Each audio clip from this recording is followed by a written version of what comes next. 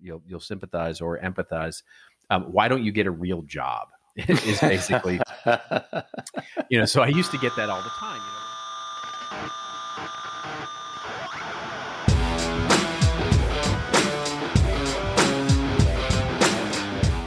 Hello and welcome to episode 77 of Rockstar CMO FM. The M is for marketing and the F is for, well, you decide. As you're probably wondering, does the world need another effing marketing podcast?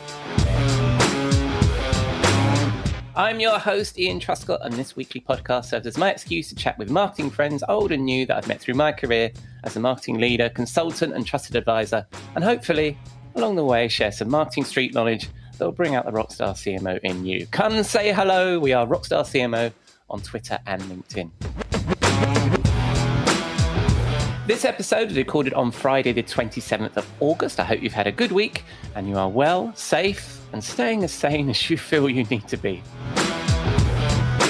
This week, Rockstar CMO advisor Jeff Clark is back. I start a new series with Christina Del VR, discussing her book and her grit marketing methodology. And I ease into the weekend with a trip to the Rockstar CMO virtual bar with my friend and content marketing guru, Robert Rose. Right, let's get started, shall we?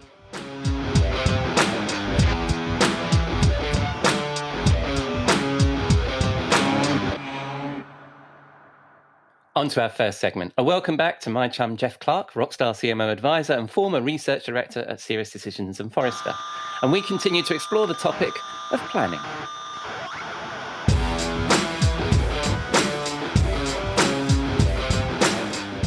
Welcome back, Jeff, to Rockstar CMO FM. How was your break, my friend? It's great. We're continuing to have very warm and sometimes very wet weather here in New England.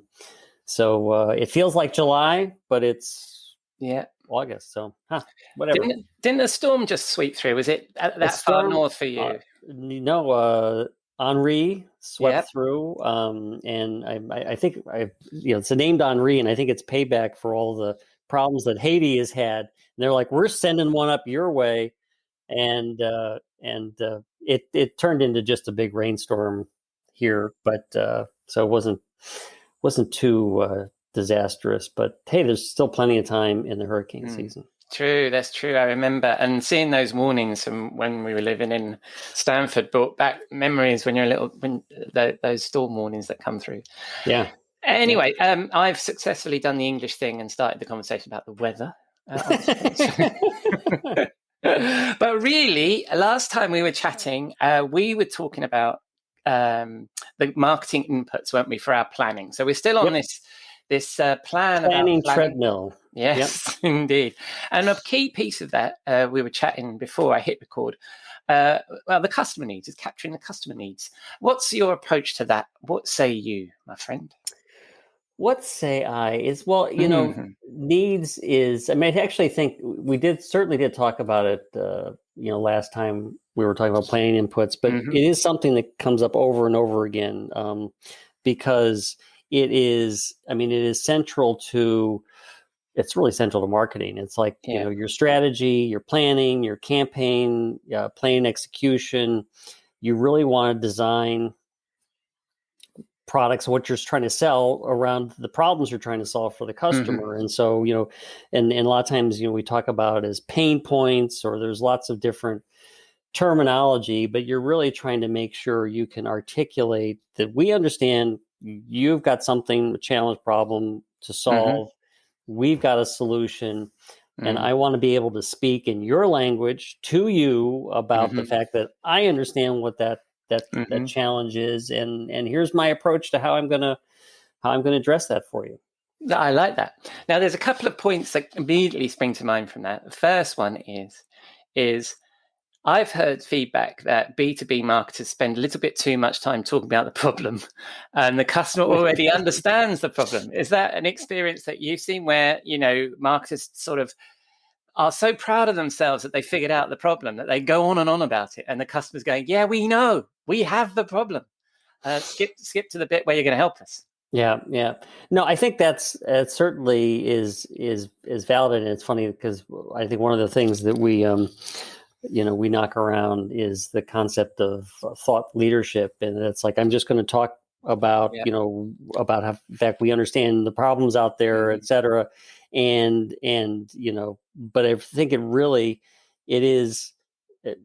this is where you really want to try to think about the different levels of how you're articulating the need and get it down to, if there's a specific persona, individual, decision maker, person that's part of the buying process, how am I going to get to that person being able to communicate that I understand your needs, being able to communicate in the language that they want to hear, and then say, this is what we offer to actually address that problem.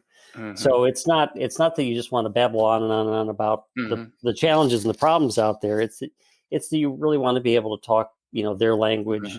And what I've seen is that, a lot of organizations,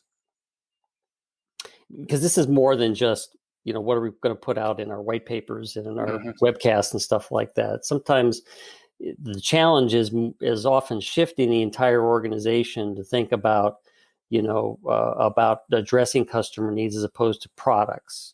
Right. So too often we've got a product to sell, so we understand that the buzz in the market is all about something. I mean, we've bandied or customer experience, digital transformation. There's all these grandiose things that it's like, okay, yes, I understand that that's a big issue out there, but what are you doing to actually help me solve that my particular problem that sits under that umbrella? And so it's a balance, really, isn't it? Because also, I think as marketers, or certainly a sales team, sometimes we need to generate need and generate. I mean, people say about generate pain, which is a bit strong, but there'll be people that need a little bit of education about how to solve their problem. And as part of that education, they need to understand the problem. And also we then need to figure out how far do we go with talking about the problem. So what do you think is the right balance there? How do we figure that out? Well, one of the things that you want to do is there's a couple things. You need to break down the need into its components, and then you need to map the products and solutions that you as an organization offer to those needs. So to take a little tangent on the levels of needs, is there's if you're in B2B, you're selling to a company, so the company has a particular need to do something. They're trying to comply to certain regulations. They're trying to sell more. They're trying to become more efficient or whatever. And then there's the functional level of that need, is that, if I'm selling into sales and marketing, sales and marketing may have, needs to be selling more efficiently. And there's a sales aspect to that, and there's a marketing aspect. But then, when I'm talking to, the people in the buying process are going to be, I don't know, the CMO and the head of sales ops. Okay, now I've got individuals that have their own roles in helping, address the functional and the organizational need. And so one of it is you really want to get down to the specificity of, if I'm marketing to certain individuals that are part of a buying process, what is it that those particular people are interested in that I have to address? And so you're not, you're trying to get out of the big, weighty umbrella issues of like customer experience, digital transformation. We're just trying to help you, grow more revenue. We're just trying to help drive efficiency. So you really try to get more specific. And then as you do that, and because this is one of the challenges of companies that try to make the transition from a product orientation to a more of an audience need orientation, is that you need to be able to ultimately say, okay, I've articulated what you need. This is what we do to address that need, and I've got a product and service or product or service that helps you do that.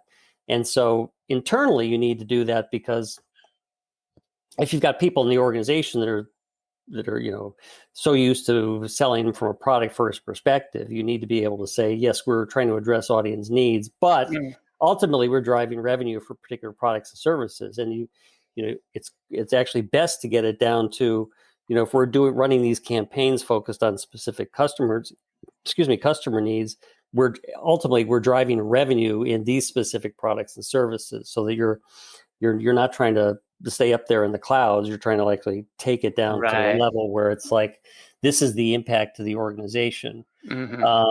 And then also, if you think from a perspective of, one of the things I used to help organizations do when I was at Forrester Serious Decisions is help kind of build these campaign hierarchies, which is like, so the organization that's doing the selling and marketing, you've got a corporate brand that's all about solving some set of problems in the world. Mm-hmm. And within that, you've got these specific needs you address. Mm-hmm. And then under that, you've got specific products and services that, perhaps the call to action of a campaign, or ultimately, marketing is setting up opportunities that sales is actually going to come in and have specific products and services that they're going to try to address that. So it's really important to kind of build out that hierarchy and show people that it's like, within our corporate brand, we're campaigning to these needs, we're driving these products and services. Mm-hmm. And so is that something that, so I'm picturing this hierarchy. So and we were talking about capturing customer needs as part of the planning. So is that part of the persona work that you would do and have needs associated with each persona? Yeah, well, I think the number one issue, at least that we found when surveying heads of marketing, was the number one issue of kind of shifting this model is just getting the insights on customer needs. So, this is, and I think we've touched on this point before, the absolute importance of talking to customers, looking at win-loss analysis, getting first and third party research on the needs of not just the organizations, but the individuals. Conducting focus groups still, is good to kind of get to the bottom of how people talk about things. Talking to your own sales and services people. I mean, they have maybe perhaps an internally biased view, but it's like that's where you can get clues as to what the customer really wants, and maybe get the introductions to the customers so you can actually talk directly to them. And one of the companies that I remember working with did a really good job of doing all this research and listing, in the terms that the customers would use, listing these needs out, scoring them. It's like, so how good are we? There may be things that are like high level priority needs for a customer. We don't necessarily execute on that well, but we do execute on these particular needs. And so what they were able to do was to say, within what we're trying to do in digital transformation, there are specific things we're doing for marketers. There's specific things we're doing for sales. There's specific things we're doing for services organizations. And now we can message to those things that we think are our strengths in addressing those needs. And but that's quite a shift. I mean, what you've touched on there is quite a shift for some marketing teams, because being product centric, selling on features in B2B tech anyway, is very natural and easy. I mean, most vendors started off with a product that they then needed to take to market, and they were looking for a problem that needed their solution. Yet, when you then make that shift, you're shifting from a product marketing, product management centric planning approach to a marketing approach. How have you seen that work within organizations? Well, I think I think it is, it's interesting you say, they start out product first, but, really actually to get funding, that's true. To get the early sales, there needs to be a need or somebody, from the product development perspective said, my gosh, there's this need in the market and nobody's providing it. And I can figure out how to do that. Yeah. The challenge becomes that as you get, either you try to get, you got your first sales, et cetera, and now you're going on trying to build on that, or you're trying to go from one product to two products to three products. And of course, we've seen organizations with mergers and acquisitions, you pull in another product organization, and they've got their own way that they message to things, and so things tend to stay in those silos. And I mean, there was one company I worked with. It was like a $64 billion technology and services company, so very large, and they had 600 different products.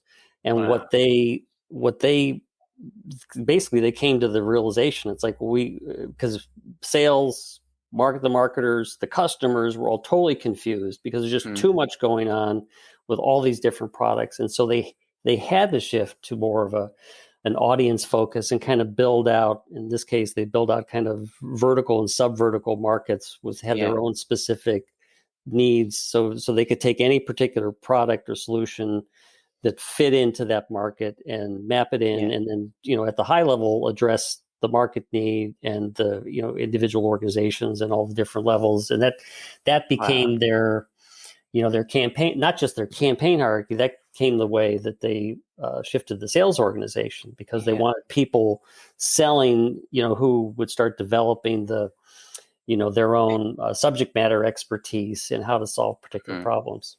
That's quite an investment, though, isn't it, that we're talking about there, in terms of the amount of planning that these marketing teams needed to do to get to that, to build that foundation, that granular level of do you find there's a resistance in organizations you work with on that?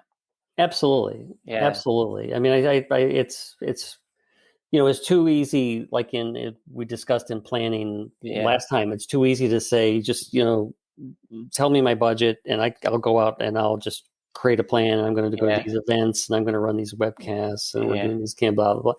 And I mean, it's frankly, it's the easy way, but it's not the effective way. And the investment, the investment in every case that I've become familiar with just pays off in spades, because not only, are you now messaging better from a marketing perspective, and you're able to plan your marketing because you understand who you're trying to get to and how to talk to them, where it's called the watering holes, where do they go for information? And so you're going to be there providing them some information. Right. But you can also improve sales training enablement. So, who are the salespeople going to be talking to? What can we do to help them with messaging? So in many cases, this needs to be a joint effort between marketing and sales, not just a marketing thing, because salespeople certainly can get value from win-loss analysis and the research and the focus groups and and again, you talking to salespeople to say, help me understand what the customer is looking for and how they talk about it that helps build the bridges. Yeah, absolutely. And if one thing we know, sales guys love to talk, and they also know an awful lot about marketing when you talk to them and how it should be done, right? So everybody does. So you got no problem with somebody taking that meeting, I wouldn't have thought, apart from they're very busy people. But the thing is when you're a new CMO or you're a new marketer coming into an organization, there's a hunger there for early wins, getting stuff done, getting on with things, being visible, blah, blah, blah. Whereas the right thing to do is to kind of sit back and take a consultative view and spend your first 30, 60 really planning, right? And sort of discovering and then planning. How have you seen that in terms of organizations accepting that from somebody coming in? I think that it is critical. It's critical to do. I mean, as a CMO coming in and doing their discovery process, it's critical to understand what are early wins versus what is required over a longer haul. So one organization I was with, I think the CMO who we've talked to before, Grant Johnson. I mean, he did a good job of saying there's a longer term branding issue we've got to solve, but there are specific things that are top of mind to this CEO and others that we need to address first. So it is you want to you can't avoid trying to provide the short term solutions and wins, while keeping your eye on the long term challenges. And I think that understanding any CMO who he and his staff say, what we need to do, we need to do a deep dive and understand who our customers are and what makes them tick. I mean, that cannot be an unpopular move, True. because everybody in the organization would say, wow, this is great. We're just not just going to come in and change the color on the website and provide a new logo. We're actually going to have marketers that actually understand what our business is all about. Yeah.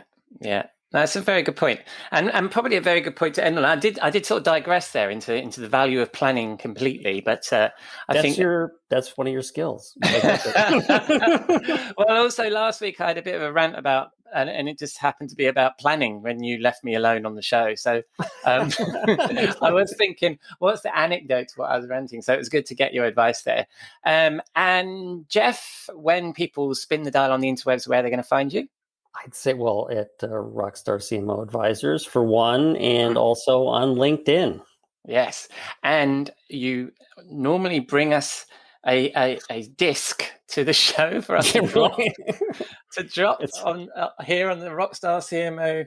Yeah, it's hard for me to send my old albums over across the ocean over the internet. But the one, I mean, when you talk about needs, I mean, yes. I mean, there's dozens, scores of songs about needs. Most of them happen to be of the romantic or let's see, what's the other word for it? Sexual nature.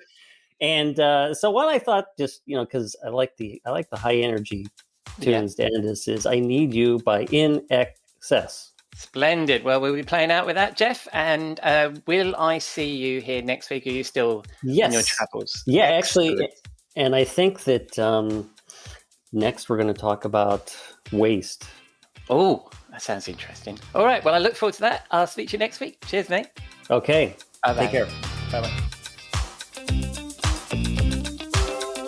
All you got is this moment. 21st century is yesterday. You can care all you want. Everybody does, yeah, that's okay. So slide over here and give me a moment. Your moves are so raw. I've got to let you know. I've got to let you know. You're one of my kind.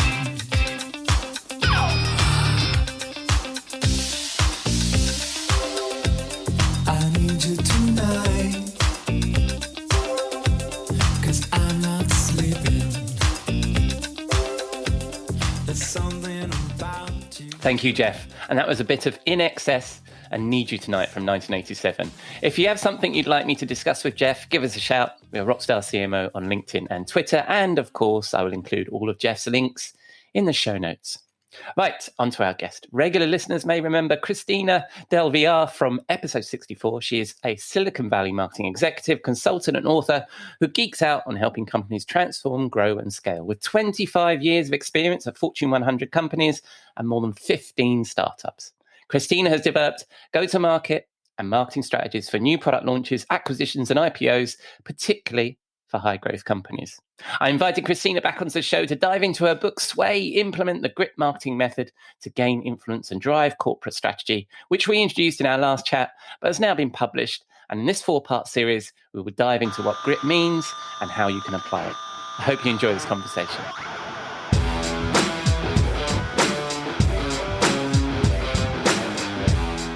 Welcome back, Christina, to Rockstar CMO FM. How are you? I am doing great, Ian. Thank you so much for having me back. I'm excited. Well, thank you for agreeing to come back. I was listening to, we last chatted on the show back in episode 64 in May. I've got no idea where the time has gone. I mean, I don't know, May, right? Yeah. And I was just listening to our episode the other day. I really enjoyed that conversation, but we really kind of squished it all together. So I want to spend a bit more time talking to you. But for the listeners that didn't listen to that episode, remind us a little bit about who Christina is. Sure. So again, my name is Christina Del Villar. I have been working in Silicon Valley for the past 30 years as a marketing executive, mostly focused on B2B companies. And as part of that, my role was really to focus on go-to-market strategies and marketing strategies. And so over the time that I worked at startups and established Fortune 100 and 500 companies, I came to the sort of realization that marketing is often overlooked, and part of that is our own fault, if you will. And so I wanted to write a book to help marketers be able to level up a bit, have a seat at the table, have more responsibility, have more influence. And so that is why I wrote Sway.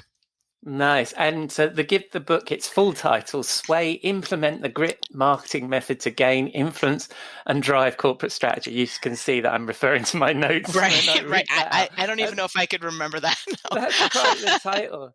And back in May, I was fortunate enough to get a preview. It hadn't actually come out. How's the launch gone? It's launched when? Beginning of the month? It launched, August, beginning of August. And it's been really, really interesting because there's a bunch of marketing authors who came out with books over the past 3 or 4 months, and we're fortunate because we're marketing people, right? So we know how to market. I focus on go-to-market strategy, so I basically applied my methodology to my own book launch, which was kind of interesting. But it's been really fun. I've been doing podcasts because book tours aren't really a thing right now, and the feedback has just been amazing. I really hope that it helps people, have a more fulfilling marketing career and again start building that trust and influence in their organizations. Yeah. And I think I don't know this for sure, but I think maybe you're the only author I've spoken to that created a music video to accompany. Oh my gosh. It was just one of those things. And it's it's weird having your own book and having it published, and there's this hardback of you sort of forever on a bookshelf, hopefully. And then it was really interesting because I did a music video to launch the book, and worked with the artist to write the song, and so like half of the song are words from the book itself. So that was kind of cool, like hearing those kind of cool things that I wanted to pull out of the book. So I recommend. I mean, if nothing else, it's just kind of fun. Remind us, the artist that sang that, and I'll include a link to it in the show notes. It's I Am Sotaria, and she's a poet and an artist. Really tries to help sort of underprivileged people have a voice. And it was just really important for me to work with her on that song, and I love it. I love the video. I love the song. I listen to it myself. Right? It's great. I love it. I'll like I say, I'll share it in the show notes, and if I can grab a little snippet of it, I'll include it in the podcast. Fantastic. As well. You are a badass revenue generating marketing influencer, full of grit. You can sway anyone. Now grab a chair, pull it up to the table, crack your knuckles, hunker down, take command of your future, and go save your company. In our last discussion, we stepped through the book, and then when I was listening back, I realized how we rushed in 20 minutes through your whole book. So I'm delighted that you've come back. I want to dig into some more detail, and thanks for agreeing to this mini-series. So let's start with the premise of the whole book. So you've talked about the fact that it's about empowering marketers now, placing the table. So, and what inspired you to write the book? But what's the basic premise of the entire book? Yeah, the basic premise is that marketers need to find a way to not only have influence in their organization, but to leverage that influence across the entire customer journey and be able to show the impact and results. We're already involved in every piece of that customer journey, whether it's from a product standpoint, sales, customer success. But one of the things that marketers have a really hard time doing is showing the value that they bring. Part of that is because we're doing so much, and we don't have as much visibility, for example. And then part of it is just on the fact that leaders and executives just don't understand what marketing does. And so we're always in this position of trying to prove ourselves on top of doing our jobs. And so for me, it was just important to, this is a process and a methodology I've used for years with my teams. And they've always said, like, can you write it down in a way that like I can see it and as a step by step? And I was like, I don't know, that would be hard to do. But so it took some time to figure out what that looked like. But that's basically what the book does, is it's a guide. Yeah, and you were quite generous actually when we last chatted, referring to previous podcast guests. And if I refer to one, I spoke to a CEO coach, Richard Metcalf, and he was talking about how as marketers, we tend to go into the C-suite just thinking about marketing and being the geek that does the marketing, that does the thing. We don't have a plan for marketing, and we don't have a plan for marketing the marketing to these folks, and we don't talk in their language. Is that the sort of thing that you're talking about here? Yeah, I think marketers are great at marketing, but we don't spend a lot of time marketing ourselves internally. And I think that's part of what I wanted people to recognize. The other thing is that I feel like a lot of people, just in general, marketers, it doesn't matter, right? We feel like we're waiting for somebody to empower us, and we actually need to empower ourselves. Nobody's really going to empower you. It's just the way it is. So if you can empower yourself and, gain the knowledge and start building those relationships internally so that you can, work together, have a more collaborative work environment, be more aligned, be able to talk about things in context, then everybody will start seeing the results and that impact. I think about it. I was in a meeting one time, and it was with the board, and the board was like, well, how much money, is attributed to marketing? How much of the revenue is attributed to marketing? And I was like 100%. And they're like, what do you mean? And I'm like, 100%. We touched every single dollar that came into this company, like whether it was through brand or through the website or through the programs or helping enable sales. And I think that's just sort of forgotten. And again, it's really hard for us to articulate that impact that we have. Yeah, and I've just thought of a nice analogy for what you've described about empowering yourself, and that is to have some grit, right? Well, what a beautiful segue. I'm so proud of myself on that one. That was brilliant. So from your book, you talk about implementing the grit marketing method. What does grit stand for? Yeah. And I don't know, when I was writing the book, like you're saying, I was like, we have to have grit. And then I was like, maybe I can turn this into an acronym just because. And it turned out it worked out well. But so the G in grit stands for go-to-market strategy, which we'll get into. The R stands for repeatable, predictable, and measurable. And this has to do with your content management strategy as well as the programs that you're working on and campaigns. The I stands for intent and intention, because I feel like marketers get pulled in so many different directions, and we really need to be more intentional with how we spend our time and our resources. And then the T stands for the tools and technologies we use to both define and implement and measure the results of everything that we're doing and putting into play. Yeah, it's beautiful, isn't it, when an acronym comes together? I think that makes a huge amount of sense. Yeah, I was trying to do one for Moxie too. That one was a lot more difficult. But I'll figure it. I talk about creating art, that marketers need to create art, awareness, revenue, and trust. I'm quite proud of that. Oh, right. Exactly. Yeah. RPM I thought was brilliant too. Repeatable, predictable, measurable. We'll get to RPM actually in the next episode in our little mini-series. So that'll be the R. So let's start with the G, go to market. And last time you shared how important it is for marketers to be involved, and often we aren't in go to market. So tell us a bit more about that. I mean, that really sounds like the core of the book, that we need to be empowered. Yeah, it is. And I think that it's interesting because, since the book has been out, both the pre-release and with beta readers, and now I've had a lot of discussions about go-to-market strategy. And what I found is that companies, it's bad enough they don't understand marketing, but a lot of companies don't even understand go-to-market and a go-to-market strategy, right? They might have an end game or a goal. Usually it's a revenue target, but they don't actually have a formulated plan that goes across the customer journey that brings everybody in the organization into it. We hear about OKRs and KRs and how they all are supposed to roll up. But at the end of the day, I really don't see that. Those are a pretty short term and not as strategic as I would like to see them. And I think that is really critical. So to have a go-to-market strategy, it's pretty simple. Your go-to-market strategy is a strategy you use to take your products and solutions to market. And it starts with product, how you define it. It incorporates pricing and bundling and all the different features and functionality.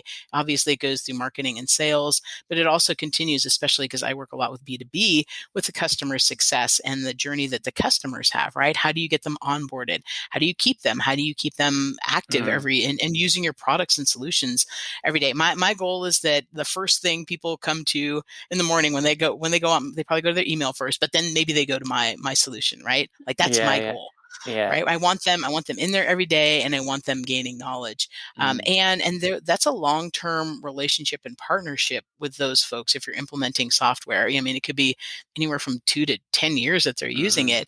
And if you're not really focusing on, again, that end game, like you want them to have renewals, you want to expand in that, in that company or that client. These are all things that are part of a go-to-market strategy that we don't think about and don't incorporate. And so I think that it's really important to think about what a go-to-market strategy is for your company. And again, you can have your end goal, which is a revenue target or IPO, whatever that looks like, but then you really need to have a strategy. And so that's kind of the number one issue. We don't have a strategy. I think the number two issue is that marketing, because they touch all of that, they really should be a significant piece of developing that go-to-market strategy. And we're not. Oftentimes, like I talk about it in the book, we're handed this go-to-market strategy or this playbook or this cookbook, and like, okay, go make it happen. Yeah. And you're like reading it and you're like, this doesn't even make sense. Like, we don't even have this product anymore, or our customers don't want this product or this feature. And so that's why I think it's really important I feel like marketing should own the go-to-market strategy. But if they don't own it outright, they should absolutely be part of how it's developed, defined, and iterated on. And so that's really kind of what I'm talking about in that chapter. Yeah, and I think, and to one of your points there, the earlier point there is, go-to-market strategy isn't now one and done. We've sold the product, move on, right? I wish. The thing you're talking about the fact that we now need to be helpful in customer engagement, renewals, and keeping people engaged with the product is a big part of, huge. Go-to-market doesn't end at the sale, does it? It doesn't. And it shouldn't, right? I mean, that's just it. And I think that, again, to your point, it's an ongoing, again, especially for B2B or large, products and solutions, not necessarily, even for consumer goods though, right? Like you want repeat business. You want that person to come back and, engage and be loyal. And so it's important to remember you've already paid for them, right? So why not? It's going to be easier to convince them because they either are already they're either already loyal and like your product, or they're kind of stuck with it, which is not the best thing, but at least they're attentive. And even if it's like just popping up banners in the product, or sending them a specific, a piece of content on ROI or best practices, or, doing some advanced training, there's so much you can do to help the customer be more successful with your product. And I think we unfortunately ignore that. Yeah, and remind them that they made a great decision, right? And why absolutely. You're affirming it, you're validating it, and you're helping them leverage it to the maximum. So it's important. In that chapter, in that section, you also talk about map of influence. I like that concept. From a go-to-market perspective as a marketer, what's my map of influence? Yeah, your map of influence. And again, you can have any individual can have a map of influence, whether you're in product or sales or marketing. Obviously, I kind of focused on marketing, but kind of walk through other areas as well. And then you can also have a map of influence, if you will, as a team, like an organization, like a marketing organization, and then as a company as a whole. But basically what the concept is you are looking at all of the areas, mostly tactical, but strategically as well, that you can touch, that you can influence, that like on a day-to-day basis or as part of your overall strategy, you're focused on. So for example, if you're in marketing, like what is it, and as part of the customer journey, for example, with product, how can marketing help product, right? Like we own the website where people are, coming in and commenting, or social media where they're giving reviews. So how can marketing take some of the things that they already own and work more closely with that other organization to make sure that we're helping as much as we can? But the other key piece to that is, because you're focused on that strategy, you want to be able to prioritize based on that strategy. Again, there's a million things all of us could do, right? But it's really critical to identify those areas. I call them touch points. So the touch points where you're already working on them or could have more influence, and then prioritize them based on the strategy. And a lot of it just has to do with, it's kind of common sense, like have relationships with with people in your organization and with the other organizations so that you can be more aligned and collaborative. Again, it's not rocket science, but it's super. It's something we all end up in these silos still, no matter how hard we try. Yeah, and you need to be considered about it, don't you? You need to have a plan for it, that you're actually going to do this, and remind yourself on a daily basis, I need to reach out to these folks. I need to touch these folks. I can't just get my head down in the marketing or get on the marketing hamster wheel and run along. I need to actually make sure that I maintain and nurture these relationships. Exactly. And it's really key. And that's part of what the intention is as well. It's being laser focused on these areas that you've identified and then prioritized. And you can prioritize your own area, which is great. But then the map of influence really should go across the entire customer journey, which is aligned to your go-to-market strategy, which is aligned to your corporate goals, so that you're literally focused and prioritizing the right things. Nice. I like that. That's a good segue, I think, as we move to the end of G.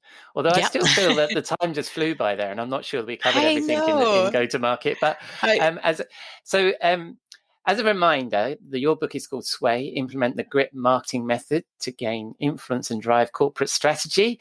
Next week, we'll be discussing the R in Grit. I'm looking forward to that. And that'll be RPM. It's a fun one. We won't tell everybody what it is and wait till next week. In the meantime, when folks spin the dial on the interwebs, where will they find you? They can find me at ChristinaDelVR.com, also swaythebook.com, and pretty much, anywhere, LinkedIn, I'm on Instagram, I'm on Facebook, pretty much everywhere right now. At some point I have a course coming out as well, which will be exciting because that'll help walk through the actual grit marketing method, which will be fun. Splendid. Well, I look forward to picking up with you next week, and we talk about the R in RPM. Until then, thank you very much. Thank you.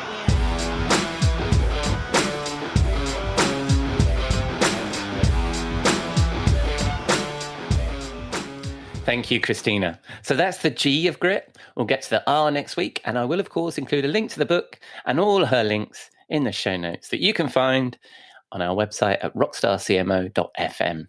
Right, it's that time of the week. It's Friday evening. Time to wind down and join my friend and content marketing guru, Robert Rose, in the Rockstar CMO virtual bar.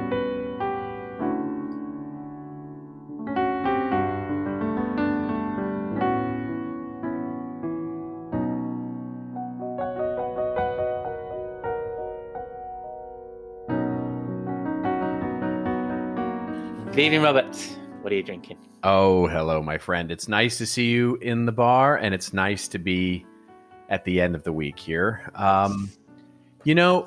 Tonight I had a hankering, and it's a drink that, quite frankly, I hadn't had in a long. It's a very common drink, cocktail, but I hadn't had one in so long. That I thought it might be fun. Now, this is normally something we would have on a Sunday morning, but it just felt right for some reason, and that's a Bloody Mary. I love it. Anything you can drink on a Sunday morning sounds excellent. That's right. And so, I don't think I need to tell you the various ingredients of a Bloody Mary, but of course, you've got your Worcestershire sauce, you've got your black pepper, you've got your Tabasco, lemon juice. And of course, you can add, your alcohol of choice, but of course, gin, vodka, whatever you like, it's, which way do you go? I mean, it's another drink without tequila in this week, Robert. I'm worried about you. Don't be worried about me at all, because I'm drinking plenty of tequila in the background here. I go vodka typically, because vodka tends to, hide behind all of the rest of the things, and I think it's a pretty strong, and gin does not typically. So so I typically go with vodka. Nice. And are you a stick of celery sticking out the top man? Yes, I am not the kind that builds an entire meal on the top on the top of the Bloody Mary, but I do like a good green olive or two, and maybe a lime wedge.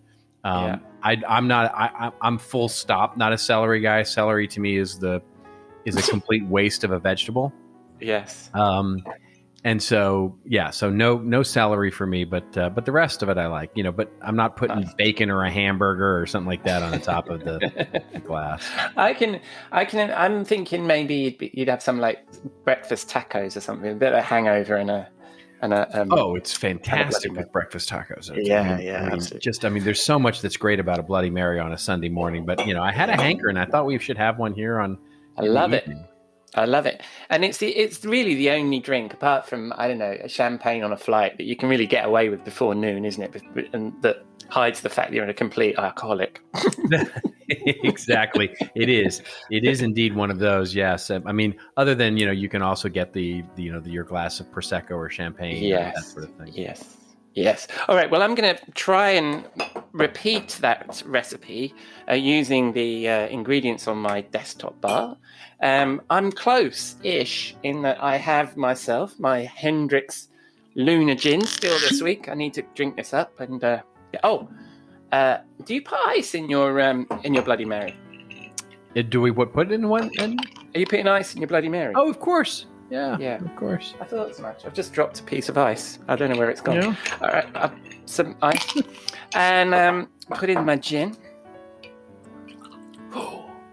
I might need if I carry on like this, I might need a Bloody Mary tomorrow. And then I don't have any tomato juice or Worcester sauce, as we would say. I do have some tonic water, which I shall add into that. That is not, Well, it's, as we've discussed before, I like to trust the other people who are going to get my botanicals That's together. fair enough. I suppose that's... Let me give this a taste. It's not Sunday morning, but that's delicious. But I can already see it's Friday, and I'm already thinking, if I carry on like this, Sunday morning is definitely... already thinking about Sunday morning. Yeah. And whereabouts would we be consuming these rather nutritious drinks? Well, I was looking at the map, and it was something I thought we should go to some place where I have never been before. Mm-hmm.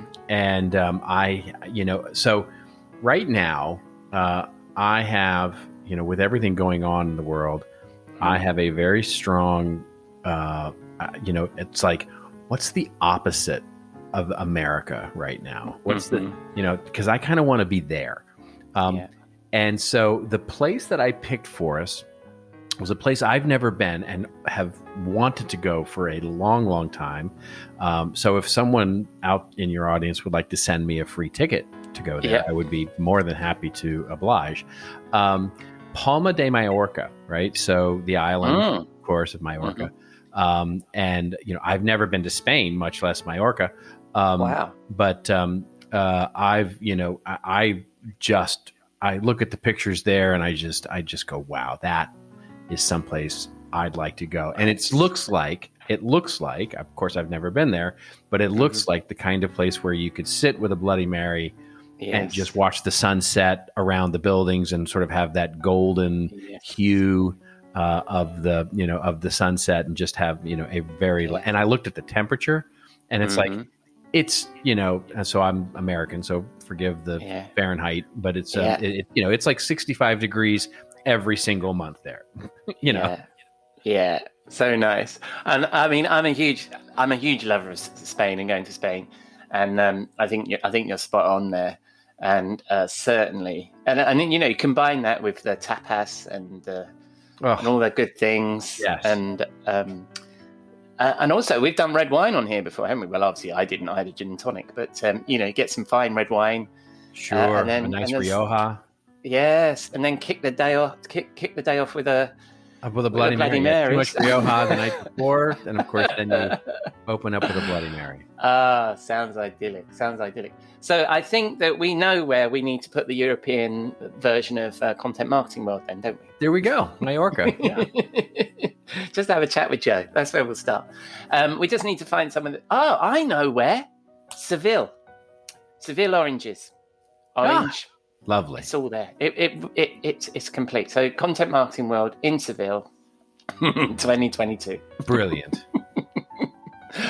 Right. So we are observing the sunset, having had a day of it probably that started off with Bloody Marys. what would we be talking about once we've got through all of how this is so much not like America? Yeah. Well, exactly. And one of the reasons that that is certainly top of mind right now, which is, a feeling of, some colleagues that I have seen recently, and sharing a feeling that I had back in, the going all the way back to really call it the early 90s, late 80s, even when I first moved to Los Angeles, which is, I used to get this question a lot, which is, wait, and maybe you'll sympathize or empathize. Why don't you get a real job? Is basically, so I used to get that all the time, and it's a question that artists get from their parents. Artists, people will get, when they go pursue an artistic career, or really anything that's sort of, unfamiliar to the world as being a job. You get this, why don't you get a real job? And of course, being a professional in the arts is one of the most backbreaking, difficult, arduous jobs in the entire planet, right? I mean, I was a musician, for example, and, I will tell you the job of being a musician has got almost nothing to do with music, right? You're a marketer, you're a traveling salesperson, you're a heavy equipment mover, you're a negotiator, a driver, and sometimes, occasionally, you're a performer. You're basically an entrepreneur. You're a one-person entrepreneur trying to build your business, and performing the art, to the extent that you actually get to do it in public, it's an exceedingly small part of a very difficult job. But the interesting thing is that what I discovered then about what lies really beneath that question, why people ask that question. It's because it doesn't really match what they think the job is, doesn't really match their current understanding of how the world works, right? They basically have a lack of understanding. And today I see that same thing, and this I think you probably can identify with, in content marketing, right? Yeah. The most common request I get from clients today is basically help them convince their disinterested boss that content marketing is something worth scaling in the business. And so, they'll come to me and they'll say, well, hopefully there's an outside opinion that'll help here, because I'm not getting anywhere with this. My boss thinks content marketing is a distraction. He wants me to focus on our direct marketing campaigns and et cetera.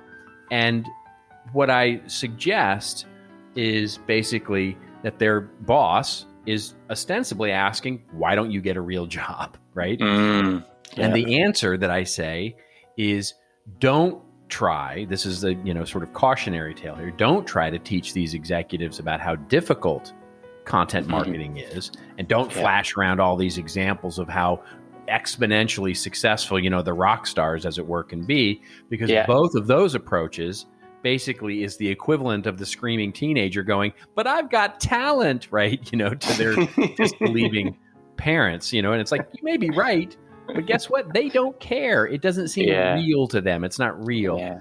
You're better off actually teaching the executives how normal it is, right? Just how normal the job of content marketing is. For some companies, it's an average investment that produces average results. For some, it's a tiny investment that produces exponential results. For others, it's a huge investment that falls flat on its face. In other words, it's real. It's a thing. It's there. And if you can convince them that content marketing is something that they can understand as a real job, well, now you can see how you can actually take your unique gifts and talents and make it something successful. And that's what is on our mind this week. Yeah, no, I really like that, and I like the.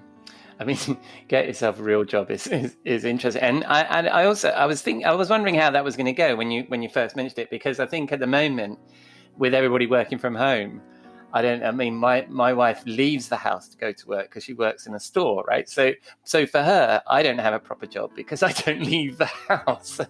Right. There's a bit of that going on, but that's not the point that you were making. And I think that, but you've also talked about in the past about being not empathetic is the wrong word, but understanding what people care about, right? There's right. no point in you saying, look, this is really important. This is something I care passionately about. This is what I believe is going to succeed, and scream like that teenager you were talking about their talent.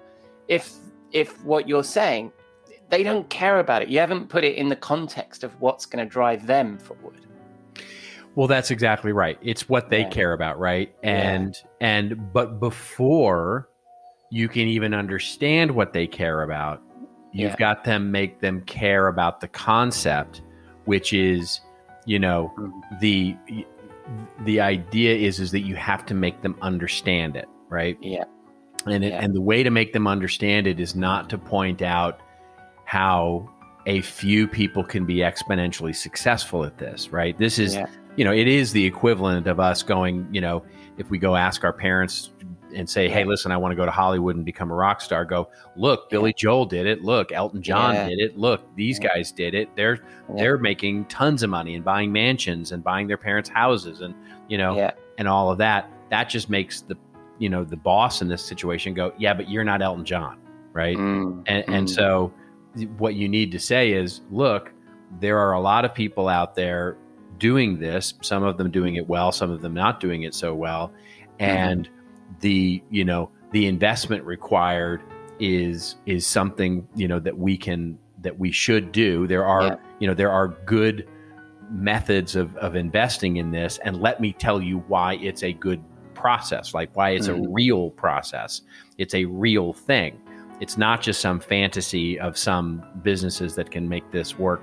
One of the things that I get all the time is, this is especially true in B2B businesses, where they say, content marketing works for Lego, and it works for, Disney, and it works for Kraft, and it works for Nike, and it works for all those cool brands that have really cool things to talk about, but we make generators.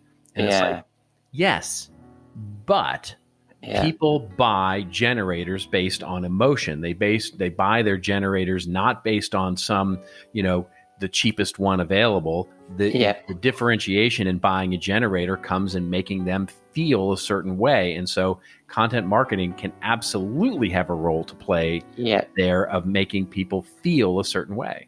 Yeah, well, I mean, it's that swimming pool guy, isn't it? That I can't remember his name. I should do, because he's quoted all the time as, I mean, he had a little swimming pool business. He then went heavily into content marketing about talking about all the questions that he was being asked about swimming pools and how they're made, and and he's it's terrible that I can't remember his name, but he's like the poster child of content marketing in many ways, isn't he? And his business is now hugely successful.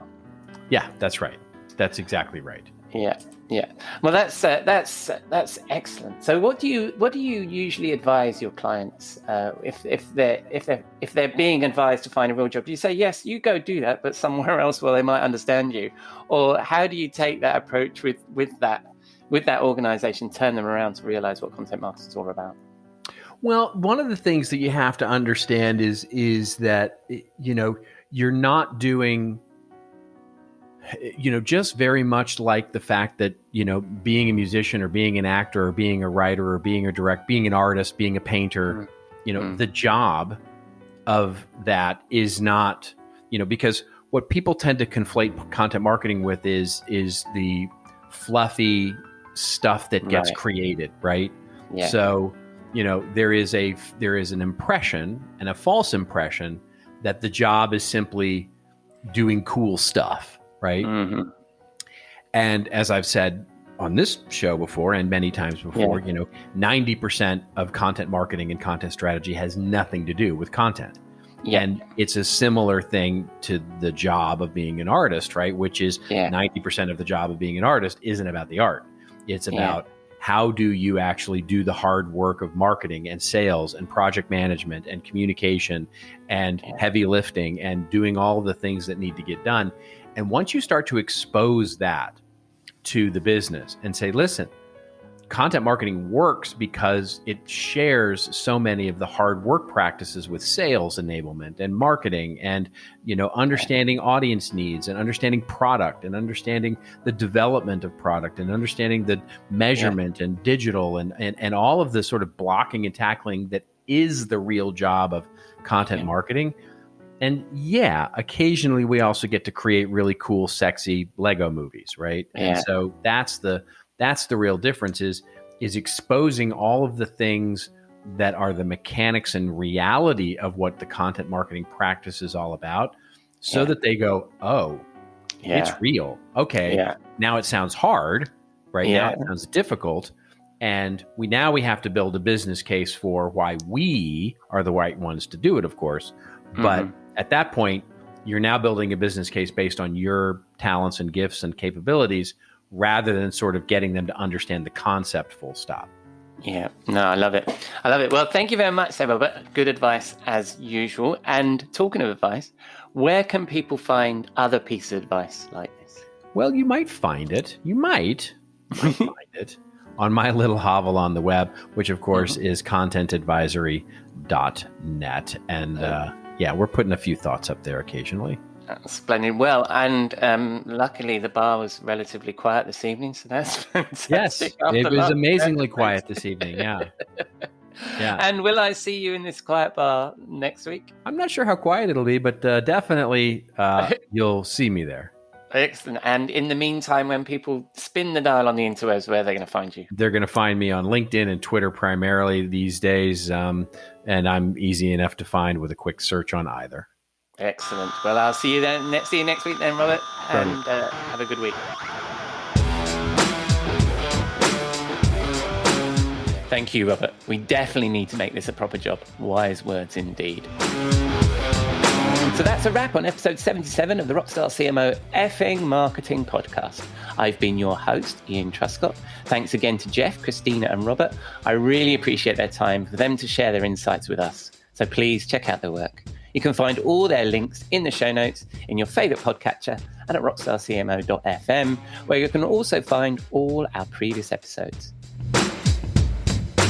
But most of all, thank you for dropping a dime into your podcasting jukebox, selecting our track, and driving along with us. Let me know what you think. Get in touch. We are Rockstar CMO on Twitter and LinkedIn. Please leave a rating or review in your favorite podcatcher, or just keep listening. I'm glad you're here. I hope you liked this episode, as next week we have more of the same. Jeff Clark is back. We'll have part 2 with Christina Del VR and discuss the R in grit. And Robert Rose is back in our Rockstar CMO virtual bar. Until then, I hope you have a great week, and you'll again join us next week here at Rockstar CMO FM.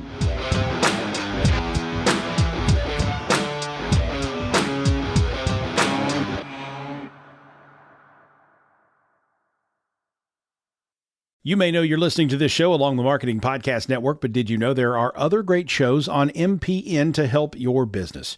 Christy Heiler hosts a fantastic podcast called Own It. Christy, tell us more about the show. Own It is all about celebrating women and non-binary advertising agency owners. We talk about buying out of the Boys Club of Advertising because less than 1% of ad agencies are owned by women. And where can people subscribe? You can find the podcast at untilyouownit.com. We're also on the Marketing Podcast Network at marketingpodcast.net. And of course, you can subscribe wherever you get your podcasts. You heard her. Go subscribe. This podcast is heard along the Marketing Podcast Network. For more great marketing podcasts, visit marketingpodcasts.net.